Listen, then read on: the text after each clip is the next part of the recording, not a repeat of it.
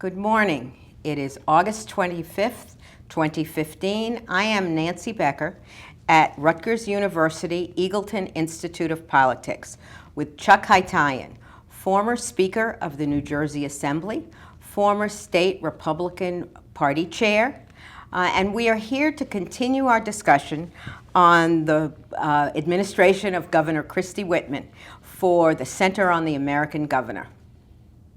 Good morning, Chuck. Nancy, how are you? I'm good. Good. Let's start by asking you to tell us about yourself. Where did you grow up? Where did you go to college? Well, I was born in New York City, Manhattan. My family moved to the Bronx when I was 2 years old. Grew up in the Bronx with a large family, two-family house, but we were all together. Mother, father, and my younger brother came 6 years after me, and cousins, and it was a great neighborhood that I lived in. Went to public school 83 in the Bronx, and in fact I went to kindergarten for 2 years because at that time it was a new school and they had a lot of room. I couldn't speak English. In fact, I only spoke Armenian and Turkish, being brought up in an immigrant household. And so I went to kindergarten for 2 years. Started at 4 years old and graduated from kindergarten at 6 years old. Then went to Christopher Columbus High School in the Bronx, and from there went to City College in engineering. Then my dad passed away in 1957, and so I was a little here and there, and I decided that if I was going to finish college, I had to get out of New York City, and so I went to the University of Alabama. I got my engineering degrees there in 1961, came back home June 1st, and on June 25th I got married, 1961. And so tell us a little bit about your political career, which clearly was not in New York or the Bronx, but was in New Jersey. So No. How did that happen? Well, it did. It started in New Jersey. I came to New Jersey. I was with Grumman Engineering. In fact, I was on the LEM program, the Lunar Excursion Module, as an electrical engineer, and we were in the systems that took care of human waste in space. So it was quite interesting. And my father-in-law, who owned a dry cleaning business in Hackettstown, New Jersey, decided he was going to retire. And I was thinking of moving to California with my family. It was a young family, an older son and daughter. And my wife said, no, we're not going to California. And she said, my dad's business is there. Why don't you leave engineering and go into dry cleaning business? Well, I thought it was a good idea because I wanted to get into sole proprietorship, work for myself, which I did.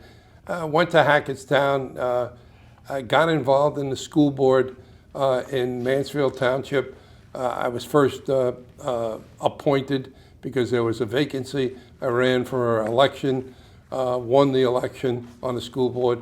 It was probably the toughest elected position there could be in New Jersey as an elected official on the school board.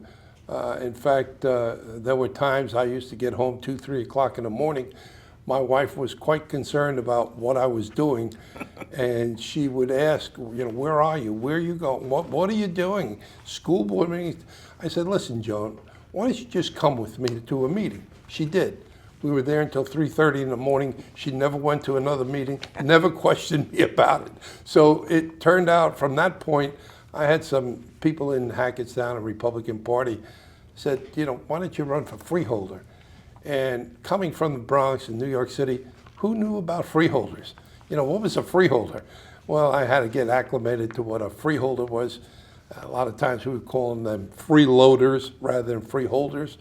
And so I ran the first time in 1974, lost that election by 60 votes out of 23,000. Ran the second time the next year, won by 2,000 votes, and became a freeholder in New Jersey in 1976, and was there re-election in 1978 because I was 75 when I was elected, 78, 3-year term. And then in 1981 ran for the Assembly on a ticket with Senator Dumont, Wayne Dumont. that most people in New Jersey that have lived here know who he was. And Senator Bob Littell, who was then an assemblyman, we had the Dumont Littell Haytaian ticket, won that race, became an assemblyman in 1982 in the Tom Kean administration, and the rest is history. So how did your experience in local government prepare you for your future career then as assemblyman, speaker, and then state party chair? I think it was the best experience anyone could have as a freeholder. I never served on a municipal level. It was too close. I was a small businessman. I didn't want to be in local politics. School board was enough. Even that became a little difficult with owning your own business in the town that you lived in. And so, but when I became a freeholder, I enjoyed that. I thought it was a great experience.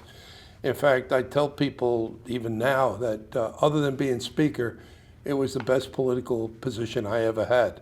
Because when you worked on a project, you saw it to fruition. You saw, in fact, you had a resolution to build a bridge.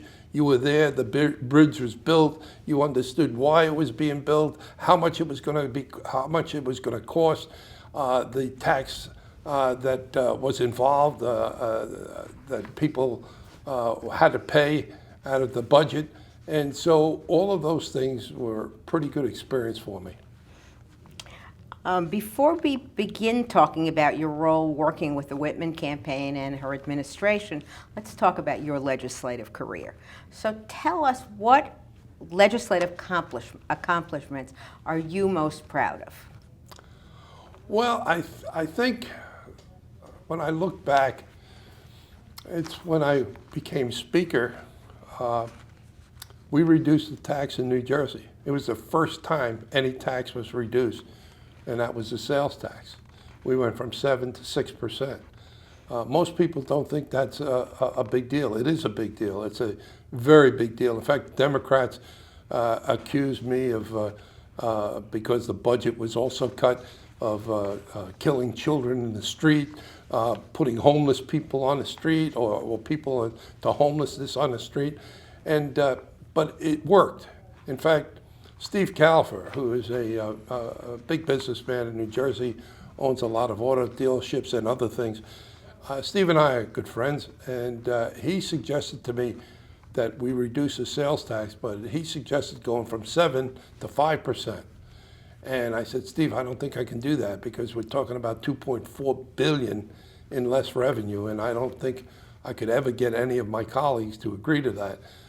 So we talked, and I said, look, I'm going to make a suggestion that we go to 6%. In fact, when we were running the assembly race in 1991, Bob Franks and I went to the Home News here in New Brunswick, I guess it is, and the editors said to me, well, what do you intend to do? I said, well, the first thing we're going to do is reduce the sales tax to 6%. The late Bob Franks, a good friend of mine, almost fell out of his chair because I didn't tell him anything about it. I had made this suggestion to myself, and I was going to fulfill it. And when we got out of that meeting, Bob said, what in the world are you doing? Are you kidding? I said, no, I'm not kidding, Bob. I said, if we take a majority, we're going to reduce the sales tax. I said, people have to look at us, and they have to believe that we're going to be able to accomplish something that other people didn't accomplish. That's why they're going to elect us. And then once elected, we have to make sure we fulfill that. And we did. So I would say the biggest accomplishment is reducing a tax in New Jersey that had never been reduced before. There have been other legislative pluses, cutting a budget, Jim Florio's budget, cutting it by $1.2 billion, real money over $100 million. It was a proposed budget. Jim vetoed it, the governor vetoed it. We overrode his veto, both in the Assembly and the Senate. I had some trouble with Don DeFrancisco on that one. He didn't want to overrule the veto, and I had to go into meetings with him and assure him certain things were going to happen, but we did. We overrode the veto, and so again, We cut a budget, we cut a sales tax, we did a number of things that were important, but there were other accomplishments. And quite frankly, Nancy, I never thought of myself as the one to accomplish things. I wanted to be the manager of doing things in New Jersey, and I think we were pretty successful in doing it. So you became the speaker during the Florio administration. Yes. So tell us about your role at the time. You were the leading Republican voice during those years.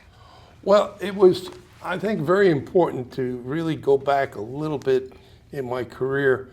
I was a majority leader under Chuck Hardwick, the speaker, in 1985, and Tom Kean was the governor at that time, and we had won the majority in 1985 when Tom Kean won re-election over Shapiro. I mean, it was an overwhelming majority. We won the majority in the Assembly, and we took control. Chuck became Speaker. I became the majority leader. We did a number of things then that really trained me in how to accomplish legislative successes. And so we were successful in those 4 years with Tom Kean. In fact, Chuck Hardwick was the Speaker. I think John Russo was the Senate President at that time. And so it worked out very well. And Joe Doria was a minority leader. Willie Brown was the minority leader. That's right. Willie and I used to meet regularly. Chuck Hardwick said, look, you go and meet with Willie. I'm the Speaker, you're the majority leader, meet with the minority leaders, which I did. And then when the Democrats took control in 1989, Joe Doria became the Speaker, so it was quite an upheaval.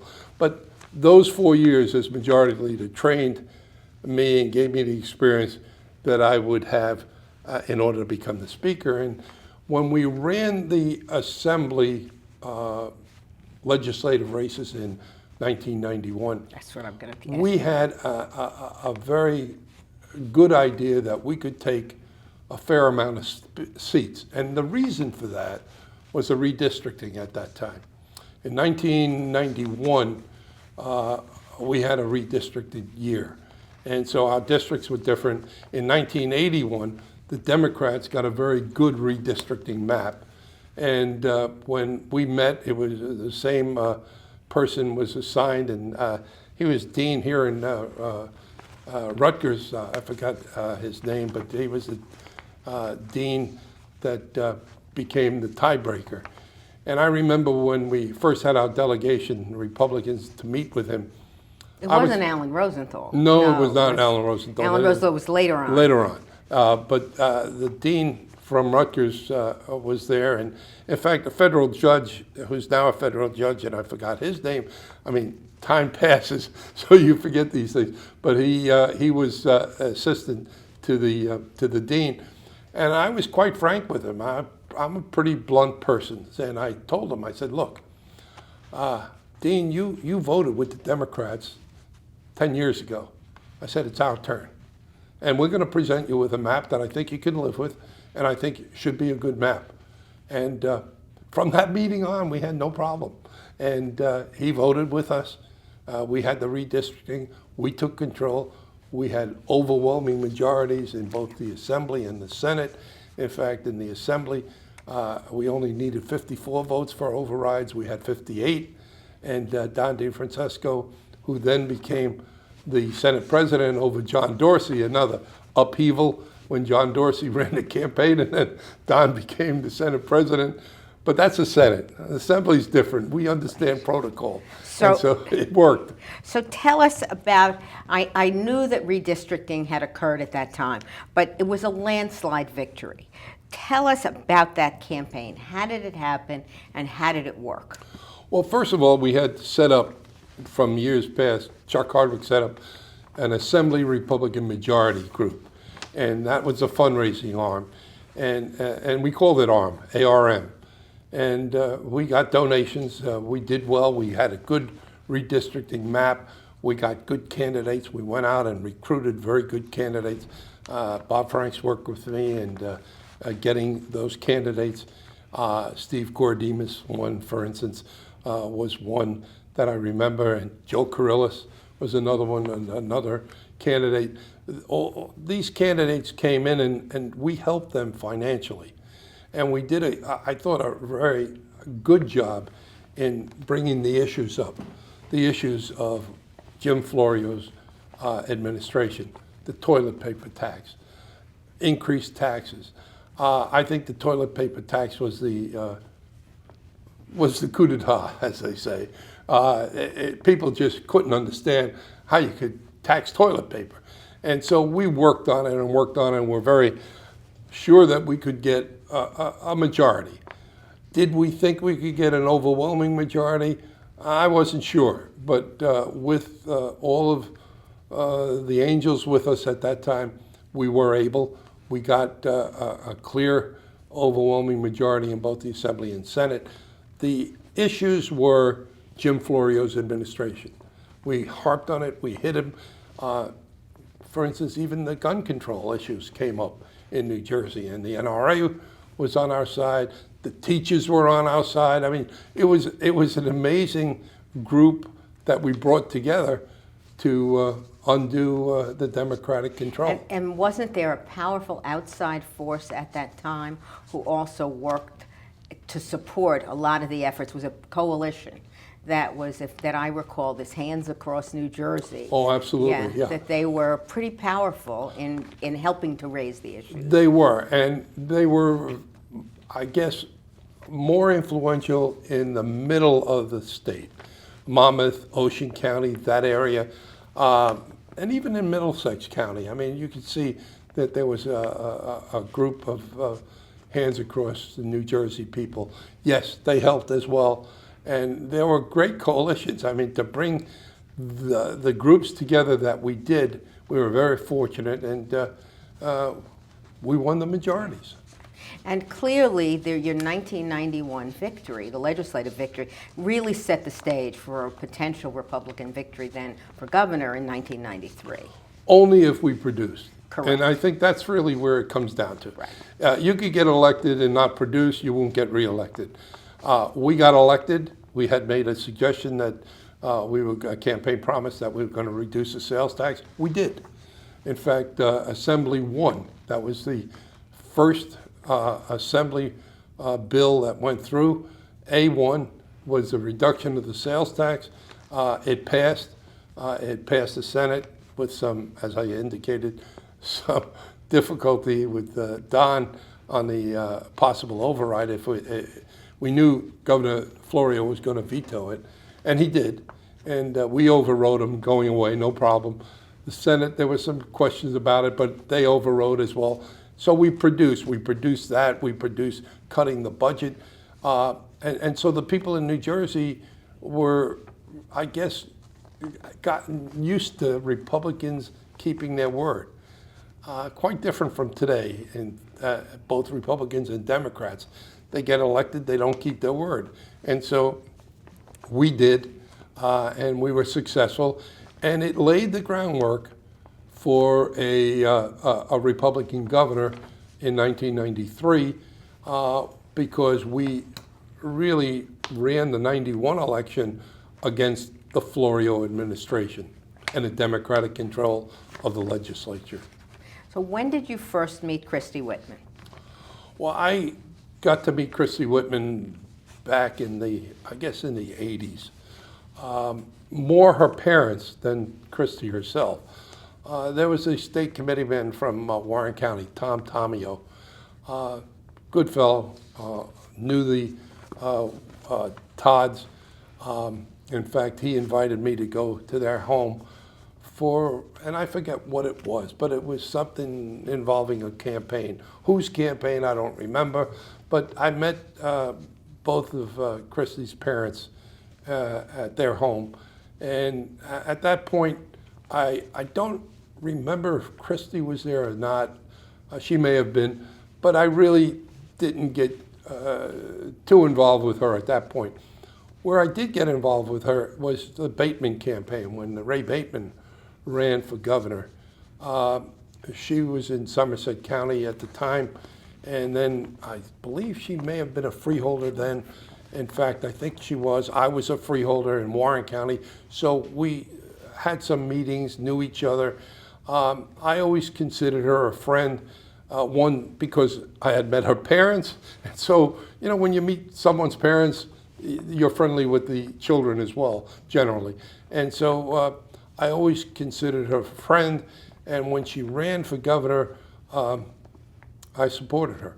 So were you involved in the primary campaign in '93? Not really, because one, I had my own campaigns to run. I had to run for re-election myself. I had assembly people running. Could not get involved in a primary. Was not the right thing to do at that point. But I think Christy knew I voted for her. Mm-hmm.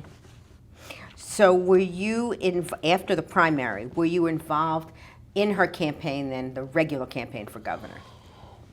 Involved to the extent, not in her inner circle, not really. But I was at that point, I was speaker. And so when her campaign got involved, and she became the candidate, they, by virtue of me being the speaker and Don being the Senate president, had to get us involved. One, we were in the assembly running for re-election, and there were some people in my caucus that were not too much in favor of Christy Whitman running for governor in the primary. And so when she became the candidate, although you're supposed to all come together, which is not always the case, but in her case, I think we came together. But there were still some questions. And it may have been questions of a woman becoming governor. I don't know, may have been. Didn't bother me, not at all. I just wanted a Republican governor. And so I let it be known to my caucus that if Christy Whitman loses by a large plurality, we lose. We're going to lose our majority. And I made sure they understood that, because that was the bottom line. If we won, she could win. If she won, we definitely would win. And I made sure they understood that. And I even let supporters know, her supporters know that at a number of meetings, that, you know, this was a race that included everyone. I don't know if the Senate was up. Yes, the Senate was up at that time too. It was the Senate and the Assembly, I believe, in '93, because it was a 2-year term and then 2 4-year terms. So the Senate was up too, and I made sure Don understood as well that, you know, our future depends on her winning, and her future depends on her winning. And so therefore, you know, it was dumb on our part not to get behind her, but we did get behind her, and usually you don't find that. I know when I ran for the U.S. Senate, for instance, if I had gotten the plurality that Republican congressmen got in their districts, I would have been a U.S. Senator. So the same kind of support that we gave Christy, unfortunately, I didn't get when I ran, because Congress is quite different than the Assembly. So Tom Wilson has described you as Christy Whitman's greatest cheerleader. And you talked about it a little, but how did your role differ from others at that time? Well, first of all, as I said, I considered her a friend. And when you're running with a friend and supporting a friend, it's different. It's not a candidate that you met and you saw them win the primary. It's a friend of yours, and she was a fellow freeholder. I always had great respect for freeholders, and still do, because, as I said, I've always considered that as one of the most important and greatest elected positions, other than my position as Speaker. So I felt that it was good, one, to have a friend that would become governor. That's number one. And number two, it would be good for my majority and for the state in general to have a person we could work with and get our bill signed so that we could keep the majority, which we did. We kept the majority during her 6 years that she was there, with a re-election year, and I was not the Speaker at that time. I was a state chairman. So for me, it was important that we elect Christy Whitman first, and that was in '93, and then re-elect her in '97. And so, yeah, if Tom described me as a cheerleader, I was. I liked Christy. I thought she was a good person to be the head of our state and to be the governor of our state. So you remained Speaker, as you said, after the election, and you played a very important role. Please tell us about your role in implementing the Whitman legislative agenda during her term as governor. Well, during the campaign, her campaign, I remember Steve Forbes and Mr. Kudlow coming to see me, and their suggestion was that Christy Whitman wanted to reduce the income tax if she got elected, and she was going to make that a campaign pledge. So I guess I was surprised. One, I was elated because I had already cut the sales tax and we had produced what we said we were going to do. And when they said that she wanted to reduce the income tax, I said, that's great, you don't have to ask me, I'll be right behind it. So they said, well, we're going to have a press conference, would you come? I said, sure, I'd be there, absolutely. And I remember they had asked Don as well, and you know, maybe Don would differ with me on this, but I remember when we had that press conference, Steve Forbes was there, Mr. Kudlow was there, Christy was there, and they said we're going to reduce the income tax if we get elected, and we're going to do it in this form. And so they asked the two of us, Senate President and the Speaker, to step forward. Well, I did. Don didn't go step forward real quick, and it was amazing. I said to myself, well, I hope we'll be in good shape. But Don did come up front, and so that was important. She made a campaign promise, as we did in '91, to reduce a tax. Ours was the sales tax, hers was the income tax. Very important, because she now had something to go on. And you know, that election that she beat Jim Flory, I think it was 21,000 votes. That was it. And so it was important that she have an issue that Jim Florio would absolutely not agree with. Absolutely wouldn't agree with. He didn't believe in cutting taxes. And I like Jim. Jim, I thought was a good governor, by the way. I think he made mistakes. He didn't listen to some people that gave him advice. And it was good advice. It was friendly advice, although it came from Republicans at times, and he wouldn't take it. But Christy did. And so her suggestion through Forbes and Kudlow was to cut an income tax, which I agreed with. And it was a good campaign promise, and she fulfilled it. So it was very important. And she had a pretty ambitious legislative agenda, and she was pretty successful even beyond the tax cutting in terms of social policy, environmental policy, and clearly you were the Speaker during that time. So you know, you were certainly described not only as the Speaker, but as an important advisor to the governor during that period of time, that you really were almost partners. Well, we were. I've got to say this, Nancy. I didn't agree with everything that Christy had on the agenda. Right. But I would say 95%, maybe 97%, yes. Mm-hmm. There were issues that I didn't agree with, and I let her know that. Mm-hmm. It did not cause any friction. It just says, this is your policy. I don't agree with it, but you know what? You're the governor. If that's what you want, I'll get it through for you. And I did that. I mean, as I said, there were issues, and maybe 3% of the agenda, and that was very little, that I may not have agreed with personally, but because she was the governor and it was her legislative policy that she wanted to implement through the legislature, I made sure she got it done. And we got it done for her. How did your role differ from that of the Senate presidents? Well, you know, the Senate president, there's a difference between an assembly speaker and a Senate president. Senate president always believes they could become governor, and they can. The governor's out of the state, something befalls the governor, the Senate president becomes governor. So the relationship between the Senate president and governor is a little bit different than the relationship between the speaker and the governor. So I really can't get into the differences that Donnie may have had with Christy, but I know that we worked out whatever differences we may have had, the governor and I, in a very good way, in a legislative way, so that she got her agenda that she had put forward. In 1995, Governor Whitman nominated you to be state party chair, an appointment not without controversy.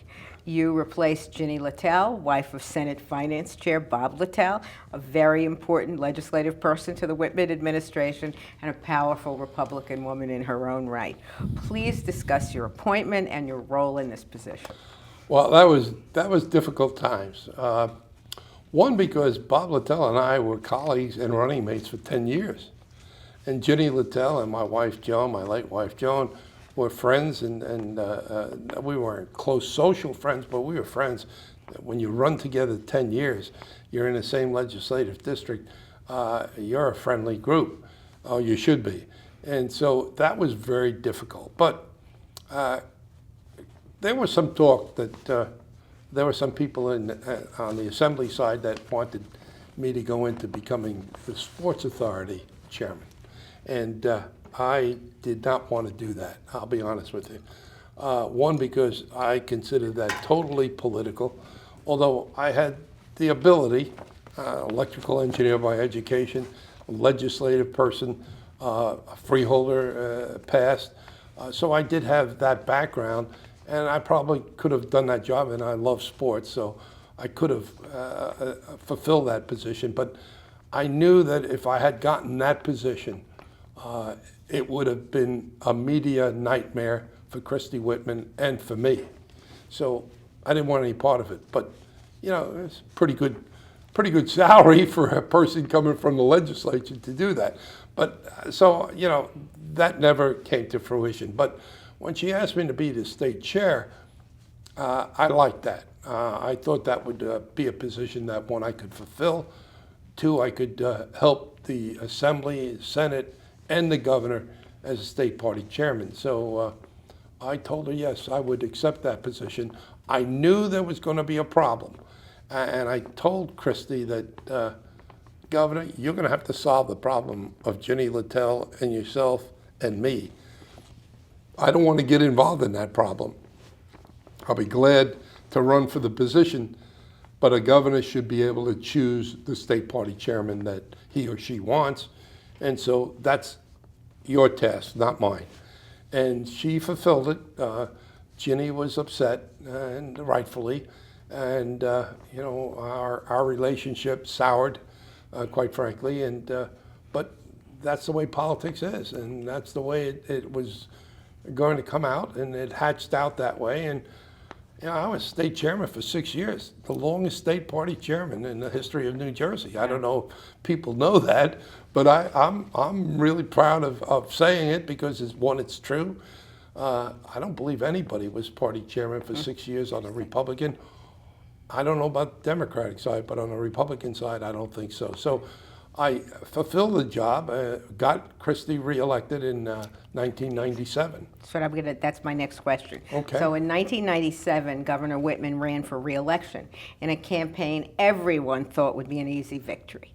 Please describe the campaign and your role in it. It's never an easy victory for a Republican in New Jersey running at the state level. Never easy. It's a tough grind. It's one that you have to, now you're the incumbent, and so people are going to take shots at you as the incumbent. The Assembly, we had the majority, so we were fortunate there. Jack Collins became Speaker. He was my majority leader for 4 years. He became Speaker, and he was a good Speaker. And in fact, he was Speaker for 6 years, so after me. He did the legislative agenda for Governor Whitman. Don DeFrancesco remained as Senate President. He had a majority. So those two areas, the legislature, Assembly and Senate, were important to retain, but it was important that she get reelected for them to retain that. Again, same as 1993. If she didn't get elected, we were going to lose seats. We could have lost our majorities and our overwhelming majorities. And we would have had to deal with a Democratic governor. Again, in 97, if she weren't reelected, the legislature was going to have to deal again with a Democratic governor.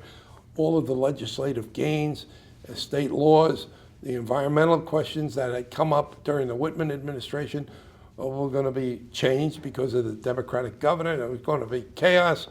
And so I made sure, as state party chairman, that we put together a campaign working with her campaign to, one, get her reelected and to get the Assembly and Senate reelected. I mean, you know, as state party chairman, generally people say, well, the state party chairman's got to just work for the governor.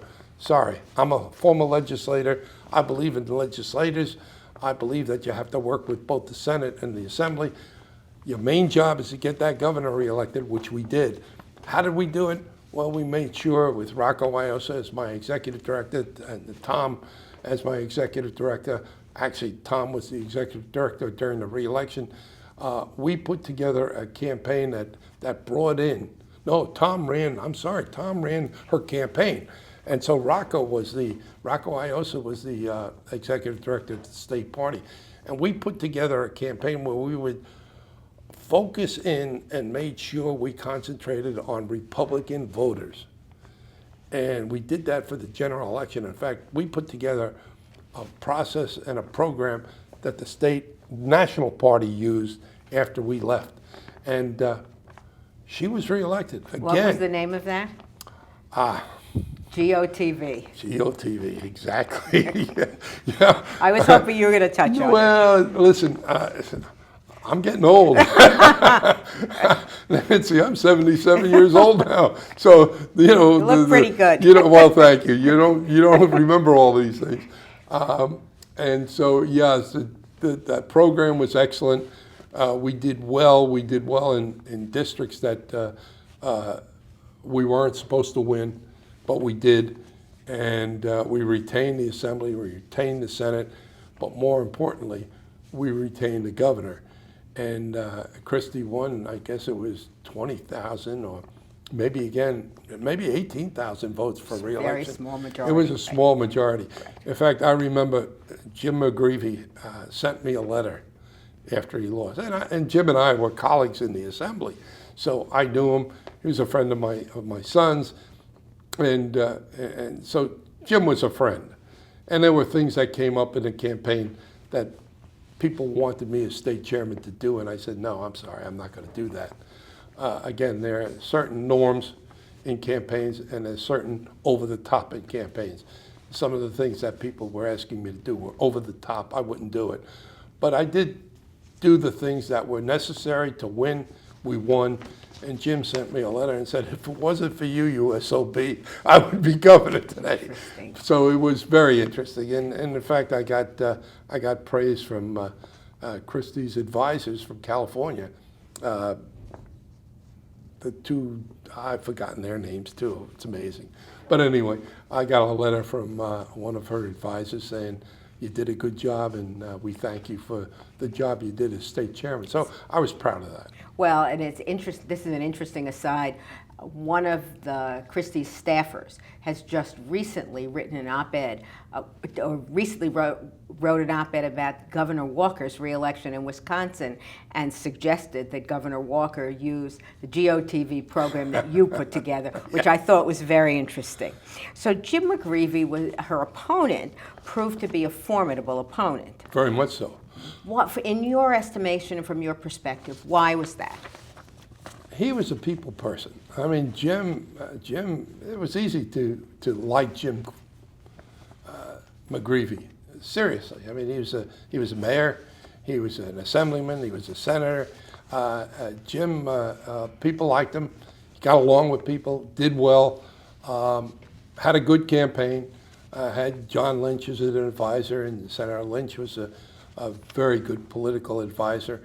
Had some good people on his side of the fence, and was tough to beat. And we were fortunate. If we didn't have the GeoTV program, we would not have won.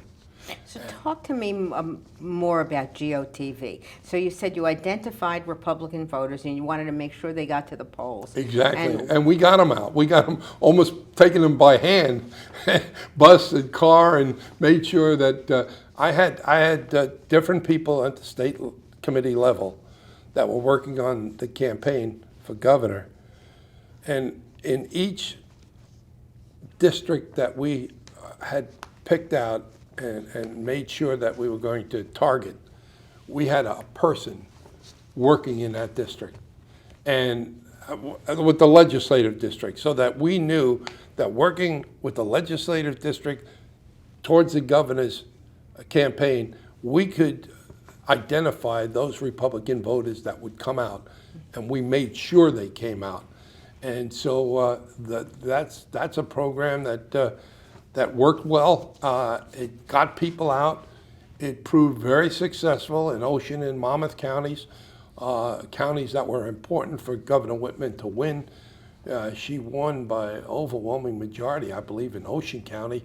Monmouth was a little closer, but we did well. And then, when you look up at Warren, Sussex, Hunterdon, Morris, and Somerset, those are ideal Republican counties, and we had to do well there. We even targeted those areas, although they were not targeted with a person working in those districts, because we knew those districts, if we worked with the Assembly and Senate people, well, I don't know if the Senate was running that year, I don't know, but the Assembly definitely was. If we would work with those candidates and those incumbents, we would be able to produce a good vote for her. Did you and work, we did. Did you work through the county chairs at Oh, yeah, at all? absolutely. Right. Oh, yeah, and see, my background also, you had introduced me as a state chair. I was also a county chair. I was the county chair in Warren County. And so I met with the county chairs in all of the counties in the state of New Jersey, knew them well, was able to identify with them, was able to talk to them, was able to convince them that, this is our governor. It's important that we get her reelected. And yes, we worked very closely with the county chairs. So before I ask you questions about the Whitman administration as a whole, I'd like to ask you about your role in recruiting and identifying women candidates for the legislature. Why did you decide to foster the advancement of women in the Republican Party? Well, women voters are more than half the population of New Jersey. And if you could get women to run for assembly seats as Republicans, you'd bring in more Republican voters, you'd bring in more women voters, and Republicans have had a problem with women voters, unfortunately. I don't know why. I don't see the reason why, although on a national level, there are problems. And we should not have those problems. So I made sure when we recruited candidates for the Assembly that we would recruit women candidates, and we did. We did in Bergen County, we did in Passaic County, we did in Hunterdon, no. But we did in a number of counties to the point where we had more women in the legislature when I was Speaker than in the history, more Republican women legislators than in the history of the legislature. So we were very fortunate in getting them elected, bringing them in. And the fact that here were women candidates that became women legislators working for a woman candidate for governor, it all worked out great. So something near and dear to my heart, the Republican Party under your leadership also supported and provided seed money for the Christine Todd Whitman Excellence in Public Service Series. Yep. This was highly unusual in New Jersey and across the country. So I thank you as having been involved in that. So let's step back into the Whitman administration. What do you think were Governor Whitman's greatest strengths and what were her greatest weaknesses? Well, I think her greatest strength is the fact that she was a good person, one that people could rely on, one that people could believe. You see, there was a question of whether people could believe former Governor Florio. They weren't sure, especially when he raised taxes. They weren't sure. Here was a guy that was a governor who didn't campaign on raising taxes, but then decided he was going to raise a whole host of taxes. Christy Whitman came in and said, look, we're going to cut taxes. We're going to make New Jersey great again. And she lived up to that. So I think our greatest strength was that people believed this woman who became governor, this candidate who wanted to become governor. And so that was a great strength. The fact that she had experience as a freeholder was very helpful to her as well. A great strength. People don't realize that. But when you, as I said, when you work as a freeholder, you start a project, you see it to fruition. When you're a governor, it's the same thing. You're an executive. You work on a project, you see it to fruition. You work on budgets, you appoint people. Those are great strengths, and that strength came from her background, but also from her parents. I mean, her parents were political type people. They were involved governmentally and politically. Her brother was an assemblyman, and so all of these things worked to her advantage. Now, as to individual legislative accomplishments through the Assembly and Senate, Nancy, that's history. You know, you don't need me to tell you that. Anyone can go into the archives and find that out. And quite frankly, you know, the fact that she was the governor and we accomplished the things that we did, we had budgets in tow, we made sure that government was not overwhelming to the people of this state. The people liked her. They liked her so much the first 2 years that they were talking about her running for vice president. It seems like a New Jersey governor is always either running for president or vice president on a national level. But then things tailed off. Why did they tail off? Well, maybe that was part of her weakness. She had one re-election, and now it was a matter of, what do you accomplish now? What do you do now? And I can't tell you what happened legislatively, although our state chairman, I didn't get involved in the legislation because I was not speaker. Jack Collins was running the show with Don DeFrancesco. So you'll have to talk to them about those things that happened in 97 plus. But then there was talk about her getting into the national government. And then the EPA came in. And so, you know, I think some of the things that people that I heard talk about Christy was, one, she was pushing the feminists a little bit too much. Whether true or not, that's what I heard. I didn't believe it, but that's what I heard. You're asking a question, I'm going to tell you what I heard. And I always took great pride in being a person of the street. I knew what was happening on the street. I listened to people. I went with people that, in fact, even today, I have breakfast every Friday morning with former Kiwanians. We get together, 5, 6 of us, and we talk government, we talk politics, we talk legislation, we talk candidates. And so I listen to what they're saying, and a lot of my ideas come from those discussions. And so that was one thing that people were saying, she was pushing that aspect too much.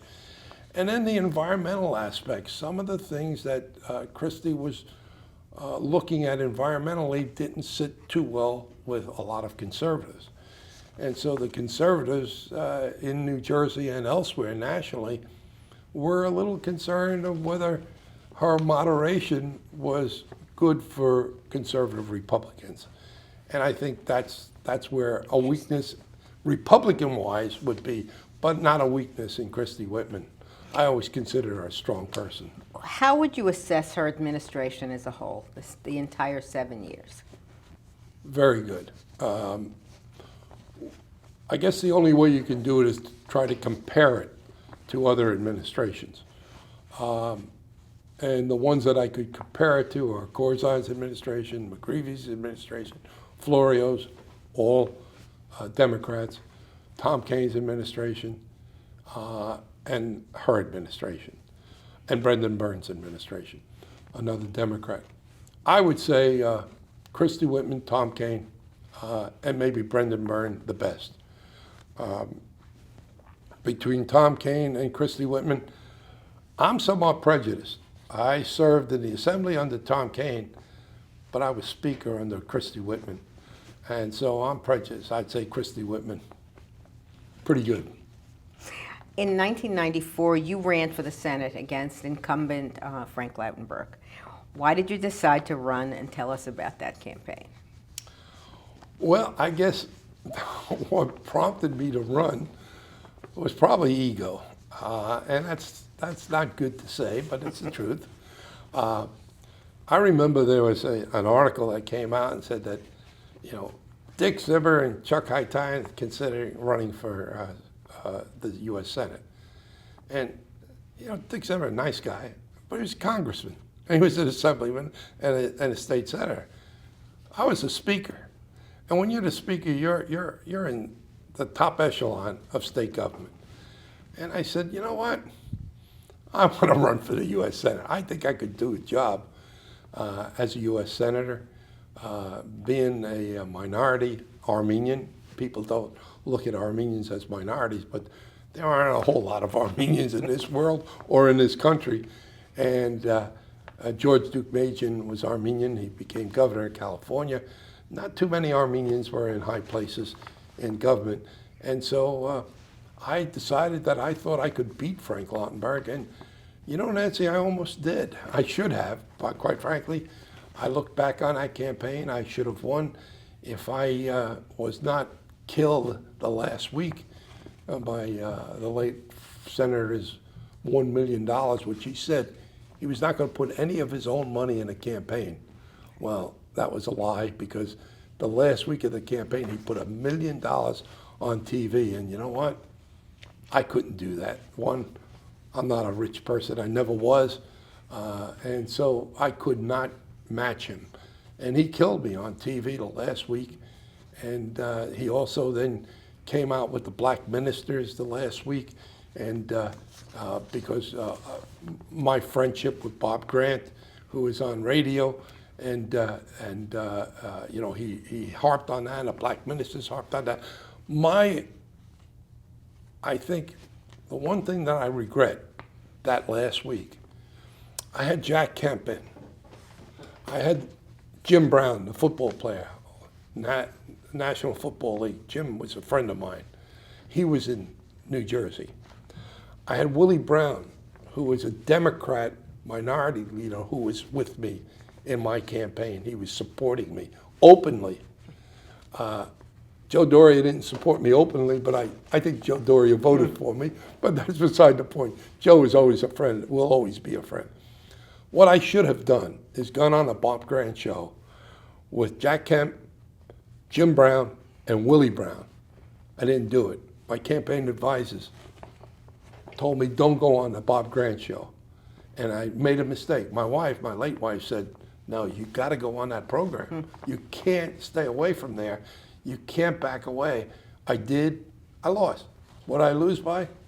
63,000 votes out of 2.4 million. Wow. Wow. That's pretty close. Yeah. Yeah. It was the closest Senate race, by the way. People, and taking nothing away from Christy against Bill Bradley. Her race was close. Not closer than mine when you look at the numbers. The numbers were, mine was closer based on percentages. So tell us what you've been doing since the end of the Whitman administration and since you stepped down as state party chair. I'm retired. Unfortunately, in that time frame, my wife passed away 5 years ago. But Nancy, I'm doing nothing. And I'm proud of it. And I don't care who would criticize me for it. As I told you, I don't have a computer in the house. I don't have an iPhone. I don't. When people want me, they ask me for my cell phone number. I give them. Then they ask me for my what is it? The email. I said, you want me? Call me. I believe. Look, I'm old school. I don't believe in the kids today that when you see them, all they're doing is texting. All they're doing is looking at their phone or their iPad or this. I want communication. I want personal, one-on-one communication. So what am I doing? Go to town, have coffee, talk to my friends, watch TV, watch Fox News, enjoy the politics. But you're doing some volunteer work too?